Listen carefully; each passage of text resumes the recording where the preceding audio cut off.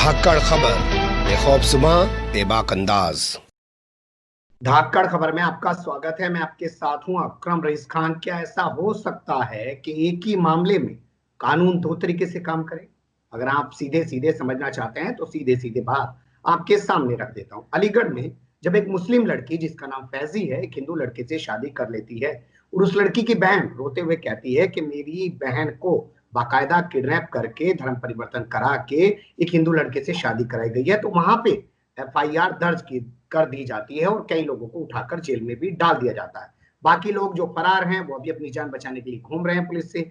लेकिन ऐसा ही एक वाकया जब कानपुर में होता है और वहां पे एक शालिनी नाम की लड़की, यानी कि आप समझ गए होंगे कि एक हिंदू लड़की मुस्लिम लड़के से शादी कर लेती है, तो बावजूद उसके कि वो लड़की चिल्ला चिल्ला के कह रही है, दो वीडियो उसके सामने आ चुके हैं कि मैंने अपनी मर्जी से शादी की है, अपनी मर्जी से धर्म परिवर्तन किया है, बावजूद उसके सड़क पर आतंक मचाया जा रहा है और जांच के लिए एसआईटी बना दी गई है। तो अलीगढ़ में एसआईटी क्यों नहीं बनाई गई? कानपुर में एसआईटी क्यों बना दी गई? अलीगढ़ में जब एफआईआर की गई परिवार के लोगों द्वारा बात उठाने पर, तो वहां जब उसके परिवार के लोग, जो शालिनी के परिवार के लोग हैं, वो अगर गुंडई सड़कों पे दिखा रहे हैं कुछ हिंदुत्ववादी नेताओं के साथ मिलकर, संगठनों के साथ मिलकर, तो वहां एफआईआर क्यों नहीं दर्ज की जा रही है? तो ये क्या कहलाता है कि एक ही प्रदेश, एक ही कानून, एक ही सिस्टम, लेकिन अलग अलग तरीके से काम कर रहा है। इसी को समझने की कोशिश करेंगे, क्योंकि हमारे साथ सीधे तौर पर स्काइप से जुड़ रहे हैं, खुद एक पीड़ित हैं, पुलिस से बचते हुए फिलहाल घूम रहे हैं, उनके खिलाफ एफआईआर दर्ज है। एआईएमआईएम के नेता हैं, नाम है सैयद नाजिम अली, युवा जो मोर्चा है उनकी पार्टी का उसको प्रदेश महासचिव हैं। उन्हीं से समझेंगे कि अलीगढ़ मामले में उन पे एफआईआर क्यों हुई और कानपुर मामले में उन लोगों पर एफआईआर क्यों नहीं हो रही है। नाजिम साहब, पहले तो बहुत शुक्रिया, आपने वक्त निकाला हमसे बात करने के लिए। बहुत बहुत शुक्रिया भाईजान, आपने मुझे मौका दिया यहाँ बात रखने का। मैं आपसे सीधा सवाल करना चाहता हूं कि अलीगढ़ मामले में आप लोगों ने ऐसा क्या कर दिया था कि आपके खिलाफ एफआईआर हो गई? देखिए, अलीगढ़ में एक फैजी जो लड़की थी उसने शादी की, एक हिंदू लड़के से शादी की, और उसकी जो फैजी की जो बड़ी बहन थी उसका एक वीडियो ट्विटर पे बड़ी तेजी से वायरल हो रहा था। वीडियो में वो लड़की मदद की गुहार लगा रही थी कि मेरी मदद कीजिए, मेरे साथ आइए, मेरी बहन का धर्म परिवर्तन कराया है, जो यहाँ की पूर्व मेयर है उसने उसका धर्म परिवर्तन कराया है। जब इस मामले की खबर हम तक पहुंची, ये वीडियो हम तक पहुंचा, तो हमने, जाहिर सी बात है कि हमें उसका साथ देना चाहिए अगर कोई भी पीड़ित है। हमने उसकी बात सुनी और हमने कहा कि सोशल मीडिया पे आप अपनी बात रख रही हैं, बेहतर होगा कि आप इसके लिए कॉन्फ्रेंस करें और लोगों तक अपनी बात पहुंचाएं। इसके लिए कॉन्फ्रेंस हमें एक बेहतर जरिया लगा, एक बेहतर माध्यम लगा कि मीडिया के माध्यम से लोगों तक बात पहुंचेगी। वही कॉन्फ्रेंस करने के लिए जब हम अलीगढ़ में चुंगी पर कॉन्फ्रेंस करने के लिए बैठते हैं, कॉन्फ्रेंस का टाइम 3:30 बजे होता है, वहां मीडिया पहुंचती है। उसके बाद जैसे ही वहां कॉन्फ्रेंस शुरू होती है वहां पे बहुत सारी फोर्स आ जाती है, कॉन्फ्रेंस को रुकवा देती है। पुलिस कहती है कि ये लोग यहाँ धार्मिक भावनाएं भड़का रहे हैं। आज की डेट में कॉन्फ्रेंस करना धार्मिक भावनाएं भड़काना है उत्तर प्रदेश पुलिस की नजरों में। और जब ये कॉन्फ्रेंस चल रही होती है तो उस बीच जिस घर में प्रेस कॉन्फ्रेंस चल रही थी उस घर के मालिक को उठा के ले जाती है पुलिस। वहां से दो हमारे साथियों को भी गिरफ्तार कर लेती है। बड़ी मुश्किल से वहां से हम लोग निकले, वो जो फैजी की जो बड़ी बहन है वो निकली, वरना वहां पे उसे भी गिरफ्तार करके जेल भेज दिया जाता। ठीक है, अब सवाल ये पैदा होता है, क्या कॉन्फ्रेंस उत्तर प्रदेश के अंदर एक जुर्म है? इस पूरे घटनाक्रम को धाकड़ खबर ने दिखाया है, शायद आपकी भी नजर से गुजरी होगी वो खबर।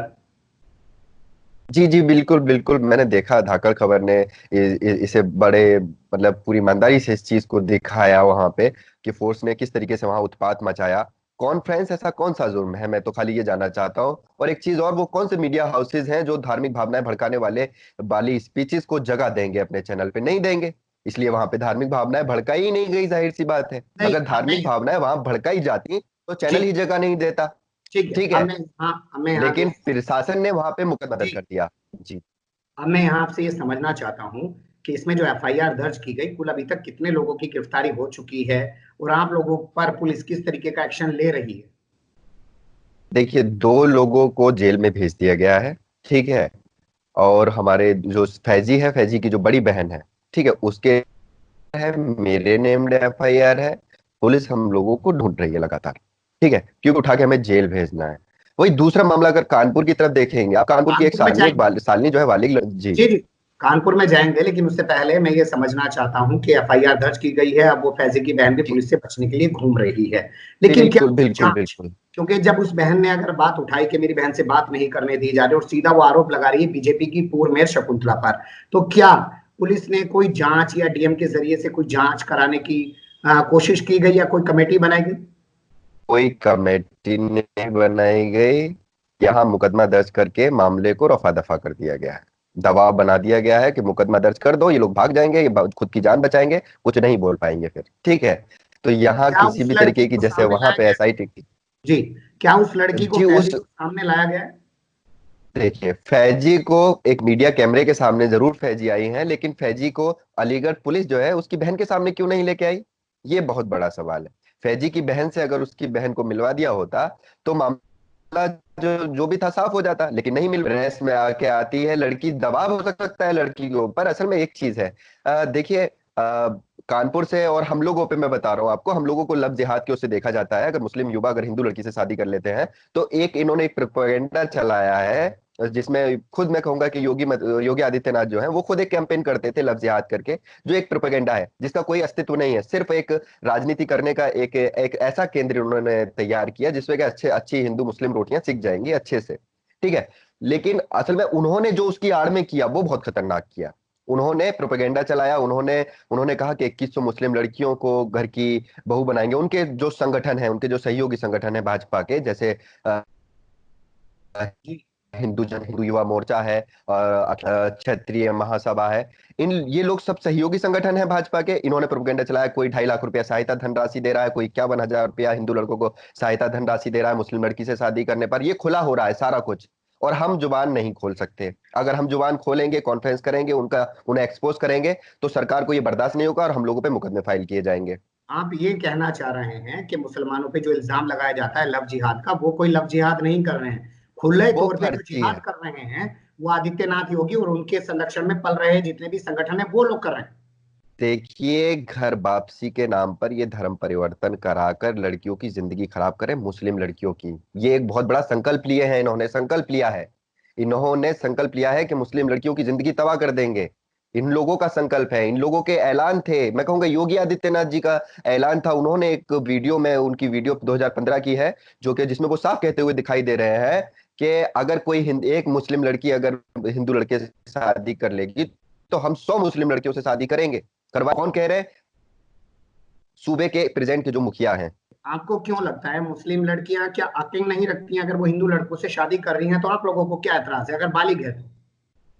अच्छा, बालिग है, एक चीज समझिए, एक साजिश जो होती है साहब, साजिश में बहुत बड़े बड़े अक्लमंद लोग उसका निशाना बन जाते हैं, शिकार बन जाते हैं। एक साजिश जब किसी के खिलाफ होती है, ठीक है, तो बालिग बच्ची भी साजिश का हिस्सा हो सकती है, साजिश में शिकार हो सकती है, बहुत आसान सी बात है। लड़का लड़की के सामने टोपी लगा के आ सकता है, देखो मैं तुम्हारे लिए धर्म परिवर्तन कर लूंगा, मैं तुम्हारे तुम्हारे जैसा हो जाऊंगा। अब लड़की लड़की पहले तो मना ही करती है, जाहिर सी बात है, फिर उसके बाद मान भी लेती है, बोली कि सर टोपी भी लगा रहा है मेरे लिए, मस्जिद में भी एंट्री कर लेता है वो कि मैं नमाज पढ़ लूंगा। और उसके बाद में जब लड़की उससे वो कहती है कि चलो ठीक है यार, ये तो मेरे लिए इतने प्यार में पागल हो गया है, उसके बाद क्या होता है पता है? उसके बाद लड़की के वीडियो वीडियो बन जाते हैं और फिर लड़की से कहा जाता है इन वीडियोस को वायरल कर दूंगा, वरना तो तुम हिंदू रीति रिवाज से शादी करो। क्या ये चीज हिंदू लड़की के लिए लागू नहीं हो सकती कि उसके साथ धोखा दिया जाए, नाम बदल के उससे बात की जाए, उसको कहाँ, फंसा लिया जाए, उसकी कौन वीडियो? कौन कौन इनके फेवर में कूद रहा है? कौन इनका समर्थन कर रहा है? कौन सा संगठन इस बात का ऐलान किया है कि हम लव जिहाद कर रहे हैं? कोई ऐलान नहीं किया, सिर्फ ये एक प्रोपेगेंडा है। जबकि मैं कहूंगा कि जो भाजपा सहयोगी संगठन के जो जितने भी सहयोगी संगठन हैं, सभी खुला ऐलान कर रहे हैं, ज्यादातर लोग खुला ऐलान कर रहे हैं। और मैं तो कह रहा हूं ना कि मेरे पास, मैं तो सबूत दे रहा हूं आपके लिए कि हमारे सूबे के मुखिया तक ऐसा कैंपेन चला चुके हैं। तो सोचने की जरूरत है ना। और उत्तर प्रदेश के अंदर पुलिस की कार्रवाइयां देखिए आप, यहाँ पे आप मुकदमा दर्ज कर रहे हैं धार्मिक भावनाएं भड़काने का, आप कानपुर में क्यों नहीं कर रहे हैं? कानपुर में सिर्फ इसलिए नहीं कर रहे हैं क्योंकि वो हिंदू है। सिर्फ धर्म देखकर यहाँ पे कानूनी कलम चलती है आज की डेट में। कानपुर वाली घटना में उस लड़की का भाई, जितने भी बजरंग दल, अखिल भारतीय विद्यार्थी परिषद और पता नहीं कौन कौन से संगठन हैं, वो आए दिन ड्रामेबाजी कर रहे हैं, हंगामे कर रहे हैं। कल का स्टेटमेंट तो ये है कि अगर लड़की नहीं मिली तो लड़के उठा के ले आएंगे। आपको क्या लग रहा है पुलिस जो एक्शन नहीं ले रही है इतनी गुंडाई दिखाने के बाद भी, क्यों नहीं ले रही? देखिए, सबसे बड़ी वजह तो अब मैं कहूंगा कि धर्म है। सबसे बड़ी वजह, तब धार्मिक राजनीति हो रही है उत्तर प्रदेश के अंदर। संविधान जैसी चीज, कानून जैसी चीज कोई बची नहीं है। अगर कानून होता तो दोनों के लिए समान होता, बराबर होता। जैसे अलीगढ़ में मुकदमा दर्ज किया, वैसे वहां पे भी शालिनी के भाई के ऊपर मुकदमा दर्ज हो गया होता। और जो बजरंग दल के कार्यकर्ता कोविड के वक्त में वहां थाना घेराव कर रहे हैं, उन लोगों के नेम्ड एफआईआर होकर उन्हें जेलों में डाल दिया गया होता। अगर कानून एक सही ढंग से काम कर रहा होता। नहीं हो रहा है सही ढंग से काम। एक तरफ एसआईटी गठित की जा रही है, एक तरफ मामले की जांच भी नहीं की जा रही है, जबकि पीड़ित खुद बोल रही है कि उसकी बहन के फैजी को, मेरी बहन को बरगला के ले जाया गया है। भाजपा की जो पूर्व मेयर है उन पे उन्होंने इल्जाम आयद किया, कम से कम उसकी जांच तो कर लेते। नहीं, जांच भी नहीं करेंगे, मुकदमा पंजीकृत करेंगे, धार्मिक भावनाएं भड़का रही है। उधर धार्मिक भावनाएं नहीं भड़काई जा रही है क्या? ये धार्मिक भावनाएं ही भड़काना होता है, क्योंकि जब उधर से इधर धार्मिक भावनाएं तो उधर धार्मिक भावनाएं नहीं भड़का रहे हैं वो लोग। वो तो उठाने की भी बात कर रहे हैं कि उठा के ले जाएंगे। ऐसे उठा के ले जाएंगे मतलब कानून का राज नहीं, गुंडा राज है, ये राम राज्य है? मुझे ये बताइए, राम राज्य का दावा किया गया था कि राम राज्य हम स्थापित करेंगे, राम राज्य में लड़कियां क्या उठाने का चाहते भी आप काम करेंगे। ठीक है, क्या चाहते हैं अभी आप? कि मैं ये कहना चाहता हूं कि देखिए, जिस तरीके से यहाँ पे जो अभी जो हो रहा है, कानून का जो दुरुपयोग हो रहा है, ठीक है, ये थम जाए सबसे पहले, क्योंकि वर्दी पे लोगों का भरोसा है। बेहतर है कि वो भरोसा बना रहे। वो भरोसा खत्म होगा तो लोग अपने हिसाब से इंसाफ के लिए निकलेंगे, फिर मजबूरी होगी। क्योंकि कोविड के वक्त में बहुत कॉपरेट कर रही है एक देश की दूसरी बड़ी आबादी। एक देश की बड़ी आबादी है, उसे फिक्र नहीं हो रही है। और जो मैं कहूंगा, जो भाजपा सहयोगी संगठन के लोग हैं, वो कोविड जैसी बीमारी को नहीं समझ रहे हैं। वो लोग धरना भी लगाएंगे, वो लोग प्रोटेस्ट भी करेंगे, वो लोग आईजी साहब का ऑफिस घेराव भी करेंगे और दबाव बनाकर वहां से एसआईटी गठित भी करवा लेंगे। और यहाँ पे आईजी साहब कहेंगे आरोपियों के खिलाफ सख्त कार्रवाई की जाएगी, उन्हें जेल में डाला जाएगा। ये है क्या? आप जो ये बोल रहे हैं कि अगर पुलिस अपनी जिम्मेदारी से काम नहीं करेगी तो लोग खुद अपने हाथ में कानून लेने की, ये आप क्या धमकी दे रहे हैं क्या?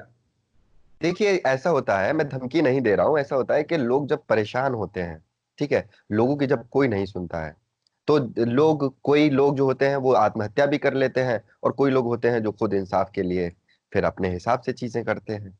ठीक है, तो चीजें तो होती है ना समाज में। आपने देखा होगा कि एक बच्ची जो जाके वहां क्या विधानसभा के आप सामने खुद को आग लगा लेती है, ऐसी ठीक भी चीजें हो जाती है। और कोई इंसाफ के लिए कोई और ठीक है तरीके भी होते हैं। जी, क्या आपने कोई ऐसी रिपोर्ट निकाली? हालांकि हमारे पास उतने वसाइल नहीं है, वरना हम निकाल सकते हैं कि कितनी सारी मुस्लिम लड़कियां हिंदू लड़कों से शादी कर चुकी हैं, और ये ग्राफ जो है बहुत तेजी से बढ़ रहा है। क्या आपने कोई ऐसी रिपोर्ट निकाली है? कुल आंकड़ा देखिए, निकला?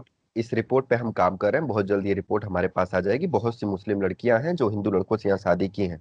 ठीक है, उनकी शादी हुई है, ठीक है, बालिग हैं, और कुछ नाबालिग भी रही हैं। जो चीजें हैं मेरे सामने वो आई हैं। मैं उन चीजों को क्लियर करूंगा, पूरी मेरे पास रिपोर्ट आ जाए उसके बाद में इसका खुलासा करूंगा। क्योंकि असल में लव जिहाद का ये आड़ लेकर, लव जिहाद का एक प्रोपेगेंडा बनाकर मुस्लिम लड़कियों के साथ जो हो रहा है, वो बहुत गलत हो रहा है, मैं चलिए, आपको बता दूं। बहुत ठीक है। बहुत शुक्रिया, आपने बहुत सारी चीजों पर रोशनी डाली, और हमें इंतजार रहेगा कि कब आपकी वो फैक्ट फाइंडिंग रिपोर्ट निकल कर सामने आए और आप पूरे डाटा से बताएं कि इतनी हिंदू लड़कियों ने मुस्लिम लड़कों से शादी की, इतनी मुस्लिम लड़कियों ने हिंदू लड़कों से शादी की, और पूरे देश में शादी की, वहां कोई बवाल नहीं हुआ, लेकिन यूपी में किस कदर बवाल और पुलिस की गुंडाई भी देखने को मिल रही है दूसरे लोगों के साथ साथ। बने रहेगा धाकड़ खबर के साथ। फिलहाल कमेंट्स के रूप में आप लोग अपनी राय दे सकते हैं, खबर को लाइक कर सकते हैं, चैनल को सब्सक्राइब कर सकते हैं, ज्यादा से ज्यादा हमारी खबरों को शेयर कर सकते हैं। फिर ऐसे ही किसी सुलगते हुए हम रस्ते मुद्दे लेकर हम आपके सामने होंगे। यहाँ से फिलहाल अभी हमें दे इजाजत।